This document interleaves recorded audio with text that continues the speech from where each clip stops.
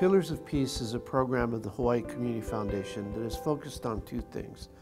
The first is to invite global peace leaders to Hawaii so they can share their wisdom about peace building in their society and in our society. The second was to share with them the fantastic history and culture of Hawaii, the spirit of aloha, and how we're a living embodiment of that spirit of peace and compassion. The message of Pillars of Peace actually is an exchange of ideas that is both local and global. So the themes of aloha that we want to share with the world, actually those same values of love and compassion are being expressed by people all over the world. And so the notion of Pillars of Peace is we can help share the message outward, but we can also help bring that message to people here to help reinforce the spirit of aloha.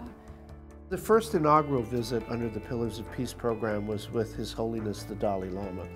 That was kind of like bringing the Beatles to Hawaii.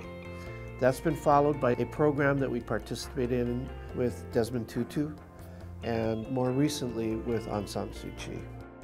A Nobel Peace Laureate, she had been in exile for a number of years and has been principally responsible for the movement towards democracy in her country in Burma, and someone we thought could bring a certain kind of wisdom about contemporary society and how peace could play such a positive role.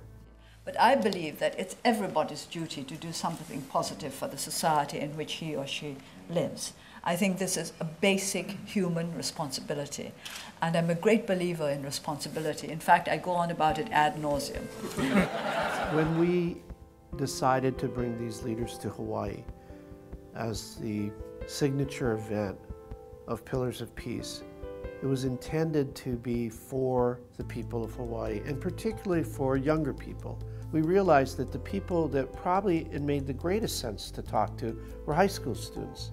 It's at that age that you're beginning to formulate your values, your behavior, your practices.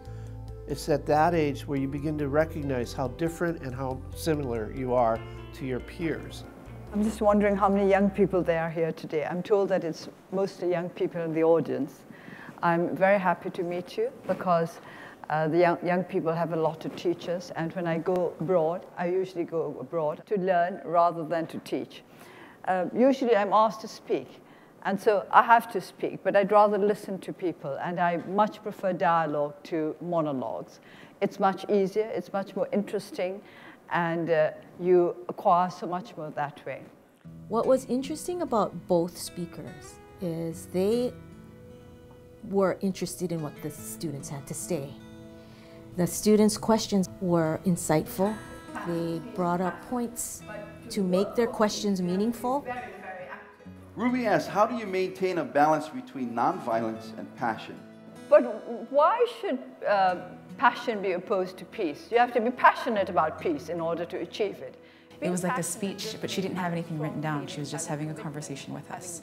And she really left an impact on them just by, clear humility and thoughtfulness in her words. There was a really strong, clear message, but it wasn't complex, it wasn't theoretical, but she really was able to convey and translate a message to the young people that makes sense and is relevant to their lives. If you saw the students at Aung San Suu Kyi's talk, you would know it's relevant to those kids. They were excited, they were engaged. The most important thing I learned was finding peace. Finding peace in the world. It's not only love and hatred, you can find peace with courage, compassion.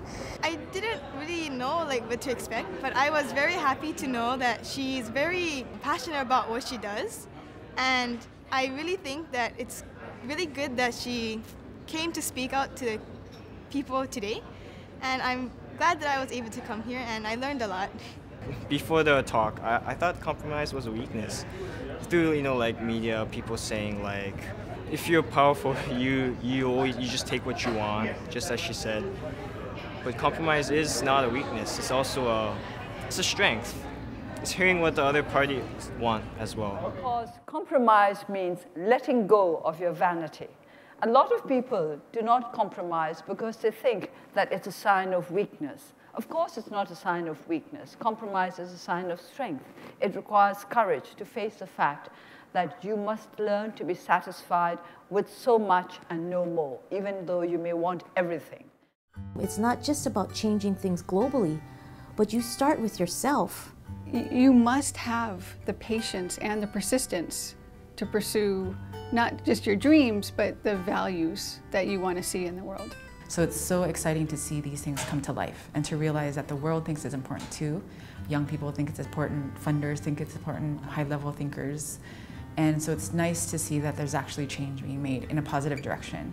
It's been 2 years now since we started the Pillars of Peace program. We've had an opportunity to work with remarkable educators like teachers on Lanai or teachers at Kailua High School, to work with the Polynesian Voyaging Society and Native Hawaiian leaders.